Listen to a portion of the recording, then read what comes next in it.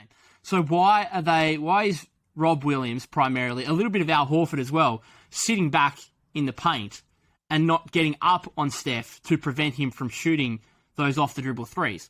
Primarily, it's because Rob Williams wants to hang around the paint and dominate the paint, which he's actually done really well, but the offset is that Steph is getting those off-the-dribble threes. Secondly, though, and this is the one thing that I'll give to Draymond in this series, the one thing. Draymond Green's one elite offensive aspect is when Steph gets double-teamed or trapped, Steph gives up the ball to a rolling Draymond. When Draymond's in a 4-on-3 situation, he's elite at finding the right man, executing those passes, and getting assists.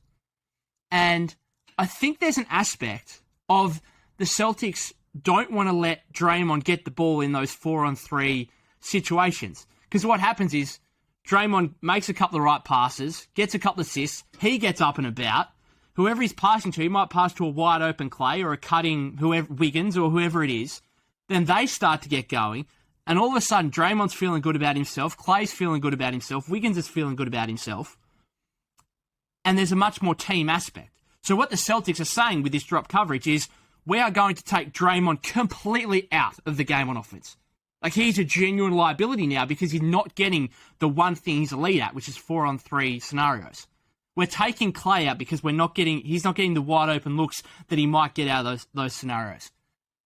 But the trade-off is they're looking at Steph Curry and saying, you can have the off-dribble threes. If you can make incredibly tough shots off the dribble and win this series, we will live with that. That is what they are saying at the moment. And right now, after 4 games, Steph Curry is staring right back at them and saying, fine, I accept that challenge, and I will take that challenge head on, and I will make 50% of my off-the-dribble threes so far in this series.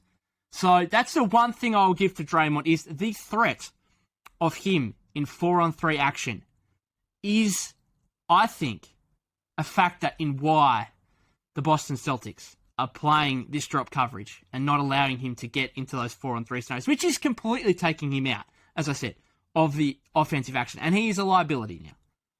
But at least that threat is there. And I'm interested to see if that changes over the next couple of days. Because if I'm Boston, there's one play with a minute to go in yesterday's game where they actually double-teamed Steph from beyond the perimeter.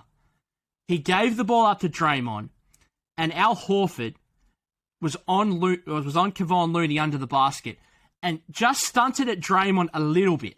Just stunted at him a little bit, and it was enough for Draymond to find Looney, and then Horford couldn't get the angle back at Looney to be able to rim protect, pretty much. Looney got a layup, and the margin went from 3 to 5 with a minute to play.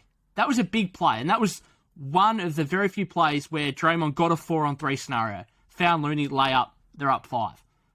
I'm just interested to see, if I was Ime Udoka, I'd be double-teaming Steph more, I'd be getting the ball in Draymond's hands with the confidence level that he's at currently, which has got to be really low, and I wouldn't even be stunting at him. I would say, go ahead and make an open layup.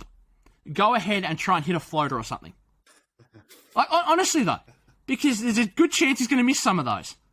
And at least in that aspect, you're giving up a 2 to Draymond Green rather than giving up a 3 to Steph Curry. What would you prefer? So, I don't know if you've got any thoughts on that. And your thoughts on Draymond Green in general. Draymond Green, the pylon has been pretty incredible, starting with his own mother stating that she doesn't even recognise the Draymond Green that's on the court. I am also bewildered as to what has happened to Draymond Green. I know offense isn't, I'm not going to rely on him for more than 10, 12 points a night, but I know I'm going to get all NBA defense, some nights defensive player of the year type defense and just an anchor. But when I saw Jaylen Brown essentially call an ISO on Draymond Green and say, no, I don't need a screen or anything, I'm going right past this guy. I thought that's pretty extraordinary. Like, he can be a pretty intimidating dude with it's just the style he plays kind of thing. But yeah, when I see people blowing right past him, he's catching the ball in the paint and throwing it out because his confidence level to do any sort of runners or anything like that. He's completely. If I'm not getting that, at least he's always a triple double threat. I remember when Draymond was in his prime. I guess he was always around the 9-8 rebounds and assists kind of thing. But to see him just be completely useless multiple games in a row, and the pylon's coming from because he was talking pretty confidently. About at the start of the series when Derek White and Al Horford had their game one, he's like, they're not going to do that again. I thought he was going to come out and have a monstrous Draymond Green man, but I don't recognise this Draymond Green. And Curry, it's similar to Ben Simmons in a way. So Curry's shooting ability, especially if you've got a long range threat when Damian Lillard was up and running, how much that stretches an NBA defense, how much you have to game plan around that, how much can it impact your team. I would argue not being able to shoot has the exact same effect for your team just as much, because when I saw the benching of Steve, when Steve Kerr benched Draymond Green, I thought that you need to do that because Clay got a shot straight away and he ran into so much open space. The fact I think he had Jordan Poole and Otto Porter Jr. out there, who's at least threats out there. Draymond Green, how far off the Celtics are hanging off him. But it was a bit better performance game 4. I think he had 9 rebounds, 8 assists or something similar to that. A bit more intimidating like on the defensive end. But yeah, this Draymond Green, if he's not up and running and going, he does so much for them on the defensive end. They're already out like sized anyway. And that's more of a load onto Curry, because if Draymond Green's playmaking isn't there, Jordan Poole is too young to me. Like he's not going to initiate an offense. Klay Thompson's shot is off, and that's even more burden on Steph Curry. So I'm really worried about Curry being able to do this another couple more games if Draymond's going to be this way moving forward, because he's so integral to what they do and who they are. And I don't trust anyone else on there. And Curry, I don't know, it didn't look like he was injured, but he's apparently walking around with an ankle injury, and that only needs one more twist or someone to land on it for them to be completely out of this. But Draymond Green